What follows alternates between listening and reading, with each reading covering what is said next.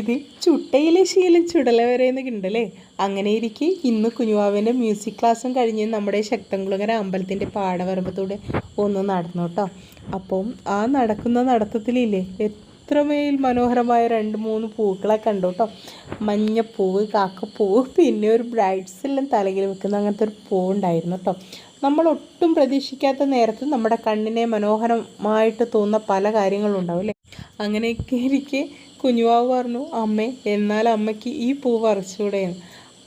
ഞാൻ എന്താ പറയുക, ആദ്യമൊക്കെ വിചാരിച്ചു എന്തിനാണ്, പക്ഷേ എൻ്റെ കണ്ണിനെ അമ്പരപ്പിക്കുന്ന ആ ഒരു വൈറ്റ് ഫ്ലവർ, അതായത് നമ്മുടെ ഈ ബ്രൈഡ്സ് എല്ലാം തലയിൽ വെക്കുന്ന ആ ഫ്ലവർ ഞാൻ എന്താ പറയുക പടലോടെ പറിച്ചു കയ്യിൽ വെച്ചു കേട്ടോ.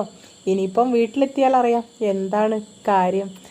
ഏട്ടൻ പറയും ഉള്ള കാടും പടലൊക്കെ പറിച്ചാണല്ലോ വരുന്നത്, ഇങ്ങനെയാണ് പറയുക.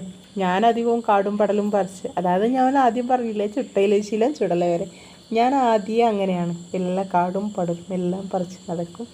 പക്ഷേ എനിക്കിഷ്ടപ്പെട്ട പൂക്കൾ, അതായത് അത്രമേൽ മനോഹരമാണെങ്കിൽ ഞാനത് എനിക്ക് കുറച്ച് നേരമെങ്കിലും ഞാനതിനെ ഒന്ന് ആസ്വദിക്കും കേട്ടോ. അപ്പോൾ ഞാനൊരു ചെറിയ ബോട്ടിലാക്കി പ്ലാന്റ്സായിട്ട് വെച്ചു കേട്ടോ. ഇതാണ് എൻ്റെ പുതിയ ഓർക്കിഡ് വെറൈറ്റി. ഇഷ്ടപ്പെട്ട ലൈക്ക് ചെയ്യുക, ഷെയർ ചെയ്യുക. അപ്പോൾ ബായ്.